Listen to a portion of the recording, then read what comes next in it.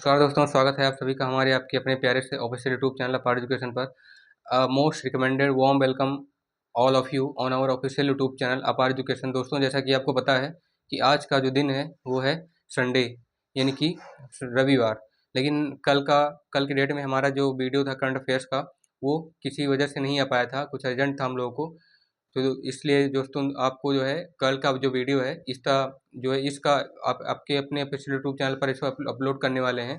तो दोस्तों जो है इस वीडियो में हम करंट अफेयर्स के कुछ इंपॉर्टेंट टॉपिक्स, जिसमें जीके जीएस आपके दोनों ही कवर होने वाले हैं, उसमें इंपॉर्टेंट फैक्ट्स के साथ, इंपॉर्टेंट पॉइंट के साथ हम चर्चा करने वाले हैं, आपसे डिस्कस करने वाले हैं कि जो हमारे हाल फिलहाल की चल रही घटनाएं हैं उस पर जो है आज हम फिर से, जिसमें हमारे तकनीकी दूर संचार शिक्षा और कृषि विभाग हो गया, हमारा स्वास्थ्य विभाग हो गया, है ना, जल विभाग हो गया, वन विभाग, जितने भी डिपार्टमेंट हैं, जितने भी हमारे इंपॉर्टेंट सब्जेक्ट्स हैं जो कि करंट अफेयर्स में इंक्लूड हो सकते हैं, जीके जीएस में उसे क्वेश्चंस बनते हैं, तो उन पर आज हम चर्चा करने वाले हैं। आइए दोस्तों, बिना वीडियो को देरी किए स्टार्ट किया जाए, ताकि आपको कम से कम टाइम में ज़्यादा कुछ अच्छे से समझाया जा सके।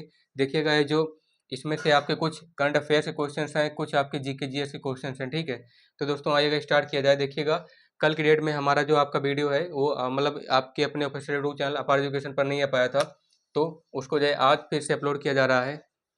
देखिएगा क्या है कि 16/8/2025 यानी कि सैटरडे, शनिवार के दिन जो है डेली करंट अफेयर्स में आपका जनरल साइंस और जनरल नॉलेज दोनों कवर हो जाएगा। देखिएगा कि अभी हाल ही में रिसेंटली अभी कुछ एक घटना हुई, जिसमें भारतीय प्रधानमंत्री श्री नरेंद्र मोदी जी ने, यानी 15 अगस्त का क्वेश्चन है कि हाल ही में अभी भारतीय प्रधानमंत्री श्री नरेंद्र मोदी जी, इन्होंने जो है अभी हाल ही में 15 अगस्त 2025 के दौरान अपना जो 79वां यानी कि 79th इंडिपेंडेंस डे है, ठीक है, 79वां स्वतंत्रता दिवस है, उसके उपलक्ष्य में विशेष रूप से किस बात पर बल दिया गया। एक तो जो है चलाया ही गया था पहले ही, जिस पर अभी हाल ही में फिर से बल दिया गया, लेकिन कुछ ऐसी घटनाएं हैं, मतलब कुछ ऐसे कीवर्ड्स हैं, ठीक है, जिनको जो है अपने इंडिया के लिए, अपने भारत के लिए हम सभी नागरिकों को समझना चाहिए और उस स्वयं पर जो है गर्व करना चाहिए कि हमारे भारत में ऐसा प्रधानमंत्री मोदी जी के द्वारा उस पर फोर्स किया गया है, उस पर जो है बल दिया गया है, वो सभी नागरिकों के लिए अनिवार्य है। देखिएगा, पूछ रहा है हाल ही में भारतीय प्रधानमंत्री श्री नरेंद्र मोदी जी के द्वारा 15 अगस्त 2025 को 79वें स्वतंत्रता दिवस के उपलक्ष्य में विशेष रूप से किस बात पर बल दिया गया, यानी कि रिसेंटली ऑन विच सेंटेंस या ऑन विच कीवर्ड, यानी कोई एक ऐसा शब्द है, ठीक है, on which matter our honourable Indian prime minister Narendra Modi ji forced या फिर got the dignified force on which sentence by the particularly in the association or in the department of 79th independence day of 15 on the day 15 अगस्त 2025, ठीक है, कि इस बात पर बल दिया गया था। तो देखिए, चार क्वेश्चन आपके, मतलब चार विकल्प हैं आपके सामने। आत्मनिर्भर भारत है, आत्मनिर्भर भारत जिसको हम लोग बोलते हैं इंडिपेंडेंट इंडिया, है ना, सेल्फ इंडिपेंडेंट इंडिया। और उसके बाद फिर नशा मुक्त भारत, जिसे बोलते हैं हम लोग, जैसे नशा मुक्त यानी कि स्मोकन फ्री या स्मोक फ्री इंडिया, ठीक है, नशा मुक्त भारत। उसके बाद फिर क्या है, स्वदेशी भारत, यानी कि अपने देश में सेल्फ इंडिया, ठीक है, सेल्फ मेड इंडिया, ठीक है, अपने देश में जो सामान बनते हैं स्वदेशी इन्हें बोला जाता है, वो इंडिया। और नन ऑफ दिस इनमें से कोई नहीं। आपको बता दें, आत्मनिर्भर भारत यानी कि जो जैसे हम लोग बोल रहे हैं सेल्फ इंडिपेंडेंट इंडिया, ठीक है, आत्मनिर्भर भारत, सेल्फ डिपेंडेंट इंडिया, स्वयं पर निर्भर है, ठीक है, उसे बोला जाता है। इसका मतलब कहते हैं कि हमारा जो भारत देश है वो किसी पर निर्भर नहीं रहेगा। तो ये सही हो जाएगा। प्रधानमंत्री नरेंद्र मोदी जी ने इस बात पर फिर से बल दिया गया था, मतलब स्वदेशी 2.0 लॉन्च किया गया था अभी 2024 में, और 2023 में प्रधानमंत्री मोदी जी ने 15 अगस्त को जो है आत्मनिर्भर भारत लॉन्च किया था। आत्मनिर्भर भारत, इस बार आत्मनिर्भर भारत 2.0 बताया गया है, नहीं है ना। इस बार दूसरी बार मोदी जी ने बताया है कि हमारे भारत की जो आत्मनिर्भरता है हर एक क्षेत्र में, चाहे वो कृषि हो, स्वास्थ्य हो, शिक्षा हो, पढ़ाई लिखाई हो, है ना, तकनीकी नवाचार हो, धरती से लेकर के आकाश तक के साधनों को बनाने में, आवश्यकताओं को पूर्ति करने में, ठीक है, हमारा भारत किसी भी देश से लगभग योगदान 100 में से 70-80% योगदान नहीं लेगा, ठीक है।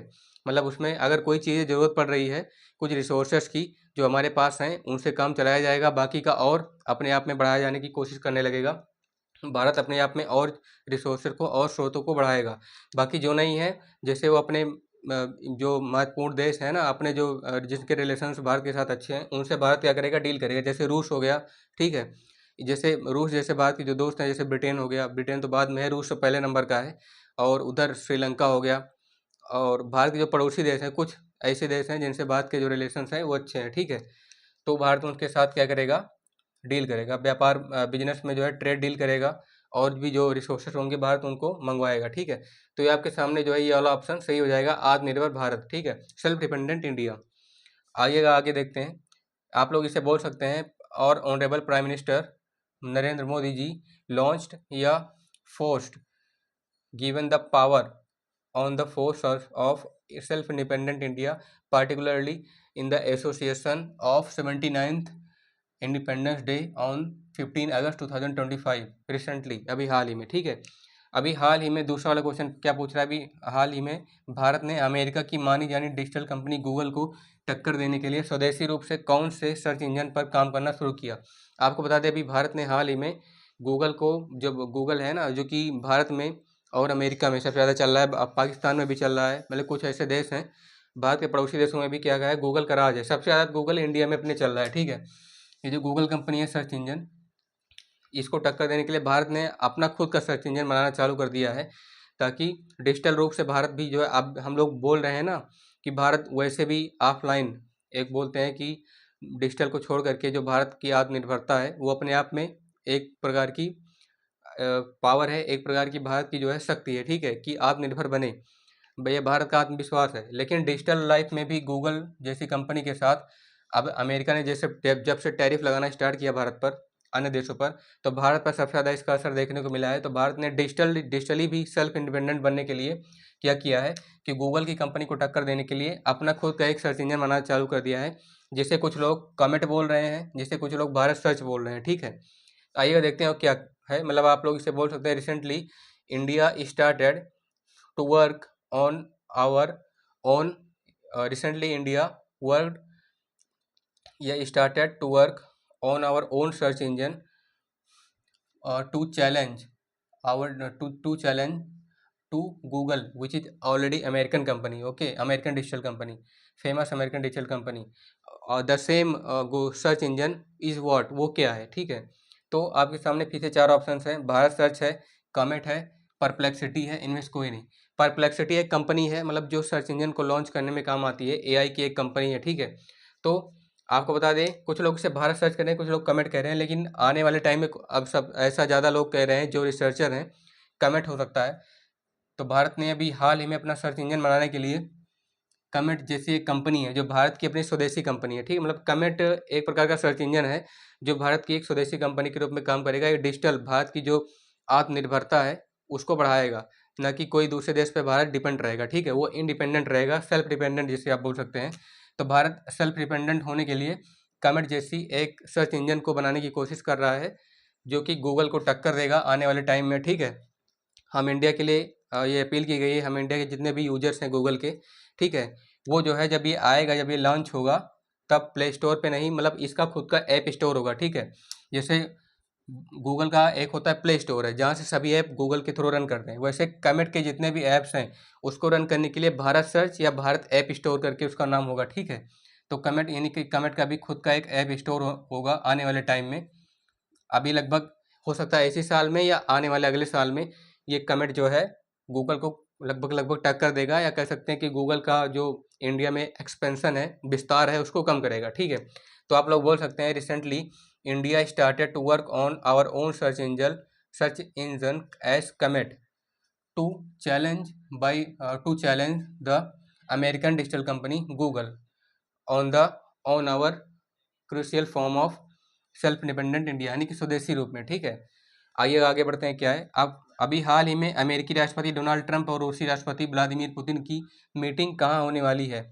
आपको पता होगा कि अमेरिकी राष्ट्रपति जो डोनाल्ड ट्रंप है ये, और रूसी राष्ट्रपति व्लादिमीर पुतिन है, ये दोनों की मीटिंग जो है अभी हाल ही में होने वाली है। वो कहाँ पे, आपको बता दें, अमेरिका का ही कोई एक शहर है, वो कैलिफोर्निया हो सकता है, बीजिंग चाइना की राजधानी है, भारत की राजधानी दिल्ली है, या फिर अलास्का जो अमेरिका का माना जाना एक शहर है, ठीक है, जहाँ पे माने जाने देश के राष्ट्रपति की ट्रंप के साथ मीटिंग होती है। तो आपको बता दें, आप लोग इसे इंग्लिश में भी आपको जानना जरूरी है, तो आप लोग बोल सकते हैं, रिसेंटली क्वेश्चन पूछ क्या रहा है, रिसेंटली अमेरिकन राष्ट्रपति Donald Trump and Russian American president Donald Trump and Russian president Vladimir Putin has been held a great meeting on which state of America या on which city of America, किस America के किस शहर में? तो Alaska, California, Delhi, Beijing.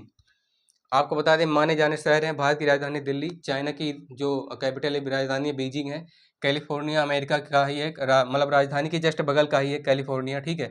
America की राजधानी वैसे तो लोग न्यूयॉर्क मानते हैं, ठीक है, तो न्यूयॉर्क नहीं है, ये कैलिफोर्निया नहीं है, ना ही दिल्ली है और ना ही बीजिंग है, ये है अमेरिका का शहर अलास्का, ठीक है। अलास्का में भी हाल ही में अमेरिकी राष्ट्रपति डोनाल्ड ट्रंप और रशियन जो प्रेसिडेंट है, रूसी राष्ट्रपति हैं व्लादिमीर पुतिन, इन दोनों की मीटिंग अभी जो है अलास्का में अमेरिका के एक माने जाने शहर में हुई है। और इन दोनों की मीटिंग से वैसे इसका जो पर्पस है वो रशिया यूक्रेन के बीच हो रहे वार को लेकर के अमेरिकी राष्ट्रपति डोनाल्ड ट्रंप और व्लादिमीर पुतिन जो है बीच की बैठक होने वाली है, अभी हो भी चुकी है, ठीक है। ये कल के क्वेश्चन की बात मैं कर रहा हूँ क्योंकि कल हमारा वीडियो इस आपके जो चैनल है अपार एजुकेशन पर नहीं आ पाया था। तो अलास्का में अमेरिकी राष्ट्रपति डोनाल्ड ट्रंप और व्लादिमीर पुतिन की जो मीटिंग है उसका उद्देश्य रशिया यूक्रेन वॉर है और टैरिफ है जो देश अमेरिका दूसरे देशों पर लगा रहा है, ठीक है। तो आप लोग बोल सकते हैं कि recently American president Donald Trump and Russian president Vladimir Putin has been held the great meeting on American famous state Alaska, ठीक है। अलास्का में अमेरिकी राष्ट्रपति डोनाल्ड ट्रंप और रूसी राष्ट्रपति व्लादिमीर पुतिन की मीटिंग होने वाली है। आइए आगे देखते हैं क्या है। परमाणु बम बनाने में सबसे ज़्यादा किस धातु का प्रयोग किया जाता है? मतलब किस सबसे ज़्यादा कौन सी ऐसा मेटल है, कौन सी ऐसी धातु है जिसे यूज में लाया जाता है? ये क्वेश्चन आपको बता दें जीके से लिया गया है। जीके का जो हिस्ट्री वाला पार्ट है, ठीक है, इतिहास जिसे आप लोग बोलते हैं हिस्ट्री वाला जो पार्ट है जीके का, उससे लिया गया है क्वेश्चन। यानी कि उस हिस्ट्री से जो लगभग जो है साइंस वाली हिस्ट्री है, ठीक है, उससे लिया जाता है। जो अभी हाल में पदार्थों पर खोज हुई है, मेटल्स पर रिसर्च हुए हैं साइंटिस्ट के थ्रू, उन पर एक अनुमान भी लगाया गया है, पहले से भी ये माना जाता है।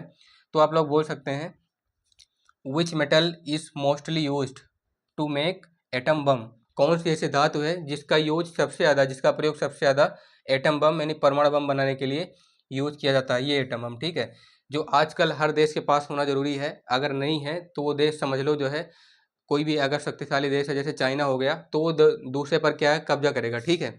तो चाइना जिन देशों के पास एटम बम नहीं है उन पर, जैसे पाकिस्तान के पास है, अफगानिस्तान ले लीजिए, श्रीलंका ले लीजिए, इनके के पास माना जाना कहीं पे भी कुछ एटॉमिक वेपन्स हैं लेकिन एटम बम लगभग लगभग नहीं है, ठीक है। ईरान के पास एटम बम नहीं है। तो ऐसे ऐसे कुछ देश हैं जिनके पास एटम बम नहीं है। तो ऐसी कौन सी धातु है जिनको एटम बनाने में, परमाणु बम बनाने में सबसे ज़्यादा यूज किया जाता है? हाइड्रोजन है, यूरेनियम है, कार्बन है और हीलियम। चार ऑप्शन आपके सामने है। हीलियम एक प्रकार की गैस है, ठीक है, ये नहीं है।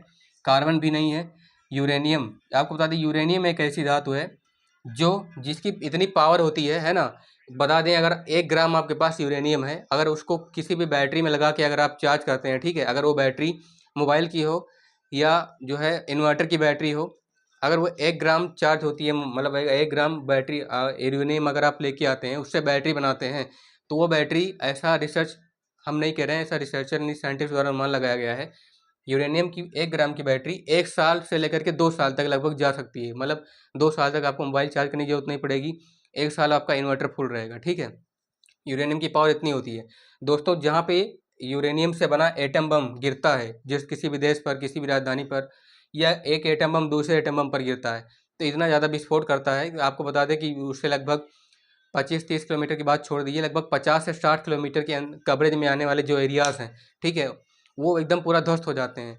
और 100 किलोमीटर उसके सर्कल में, 100 किलोमीटर के अंदर के क्षेत्र में गिरने के बाद रेडिएशन इतनी ज़्यादा होती है कि वहाँ की जो लोग होते हैं उनको हार्ट की बीमारी, किडनी की बीमारी, लीवर की बीमारी और माइंड फेल यानी ब्रेन कैंसर होने का डर रहता है, ठीक है। आइएगा दोस्तों आगे, आप लोग इससे बोल सकते हैं uranium is the same metal which is already use to make the atom bomb. Uranium वही धातु है जिसका यूज सबसे ज़्यादा एटम बम बनाने के लिए किया जाता है, ठीक है। आप लोग डायरेक्टली बोल सकते हैं। आइएगा क्या आगे लास्ट वाला क्वेश्चन है, आपको सबसे ज़्यादा जानना जरूरी है दोस्तों, जो हम क्वेश्चन बना रहे हैं आपके लिए। ओजोन परत को किससे प्रदर्शित किया जाता है? यानी ओजोन परत का जो फॉर्मूला होता है ओजोन लेयर का, उसे आप लोग किससे डिनोट करेंगे? ये एक जियोग्राफी से रिलेटेड क्वेश्चन है आपके लिए। ओजोन परत आपको देखने से पहले पता चल गया होगा, जब हम लोग पृथ्वी के वायुमंडल में, होमोस्फेयर में, एटमॉस्फेयर में जाते हैं, तो पृथ्वी का जो स्टार्टिंग स्फेयर है, ठीक है, जो ओजोन लेयर है, ठीक है, ये बायोस्फेयर में, स्टार्टिंग वाले स्फेयर में आता है। तो ओजोन परत का फॉर्मूला है, ओजोन परत को किससे डिनोट किया जाता है? यानी ओजोन परत is denoted with which symbol, किस सिंबल से उसको किस तरह से प्रदर्शित किया जाता है। C2H5, CO2H5, O3, O2 और CO। ये बता दें आपको, इसे बताते चले। कार्बन डाइऑक्साइड हाइड्रोजन हाइड्रोकार्बन है और O3 है, ठीक है, यानी कि दो से क्या होता है, ऑक्साइड होता है, तो ये ऑक्सोडेट हो जाएगा। CO कार्बन मोनोऑक्साइड है, कार्बन यानी ऑक्साइड है, ऑक्सीजन गैस है। तो आपको बता दें ओजोन का जो फॉर्मूला होता है वो 3 टाइम्स ऑफ ऑक्सीजन, ठीक है, ऑक्सीजन के 3 एटम होंगे तब जा करके ओजोन लेयर बनेगा। और ये जो ओजोन लेयर है इसका जो फॉर्मूला O3 हमने आपको बताया, ये O3 पृथ्वी की सबसे ऊपरी परत में जहाँ से सूर्य की सबसे ज़्यादा किरणें आती हैं, पराबैंगनी किरणें, और इन पराबैंगनी किरणों को जिन्हें अल्ट्रा वायलेट रेस जिन्हें आप बोलते हैं, ठीक है, पराबैंगनी किरणों को आप लोग बोलते हैं अल्ट्रा वायलेट रेस, ठीक है। और उन अल्ट्रा वायलेट रेस को जो है इंटरसेप्ट करने के लिए, उनको जो है रोकने के लिए, ठीक है, प्रिवेंट करने के लिए ये हमारी ओजोन परत मानी जानी जाती है, ठीक है, सबसे ज़्यादा प्रसिद्ध है। और हम लोग इस टाइम पे ओजोन परत क्या हो रही है, ख़त्म हो रही है। पता है ओजोन परत को सबसे ज़्यादा ज़रूरत होती है ऑक्सीजन की, 3 टाइम्स ऑफ ऑक्सीजन। आप समझ लीजिए हमारी पृथ्वी पर 21% ऑक्सीजन बची है, ठीक है। उनमें से लगभग लगभग जितने भी जंगल काटे जा रहे हैं, ऑक्सीजन की जो क्वांटिटी है वो क्या हो रही है, घट रही है। -1%, -1%, -1%, जितने भी वन काटे जा रहे हैं, लगभग लगभग अब 21% ऑक्सीजन में से हमारे अर्थ पर जो है 18% ऑक्सीजन बची है, ठीक है। पेड़ कटने की वजह से 3% ऑक्सीजन का लॉस हुआ है, हरासमेंट हुआ है। तो दोस्तों आप लोग इसे इस तरह से बोल सकते हैं कि ozone layer is denoted by O3, मतलब 3 टाइम्स ऑफ ऑक्सीजन। वैसे तो ऑक्सीजन गैस का फॉर्मूला O2 होता है, लेकिन आप एक ऑक्सीजन का एटम और लेंगे तो जा करके ओजोन लेयर बनेगा, जो कि हमारे अर्थ को क्या करती है, प्रोटेक्ट करती है अल्ट्रावायलेट रेस से।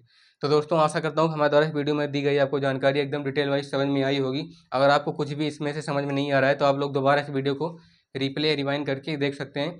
और दोस्तों इसी तरह की वीडियो को देखने के लिए हमारे चैनल पर अगर आप पहली बार हैं या पहले से वीडियो को देख रहे हैं तो इसे सब्सक्राइब कीजिएगा, वीडियो को लाइक कीजिएगा, शेयर कीजिएगा और कमेंट करके बताइए कि हमारे द्वारा इस वीडियो में दी गई जानकारी आपको कैसी लगी। मिलते हैं आपसे नेक्स्ट वीडियो में, तब तक के लिए धन्यवाद।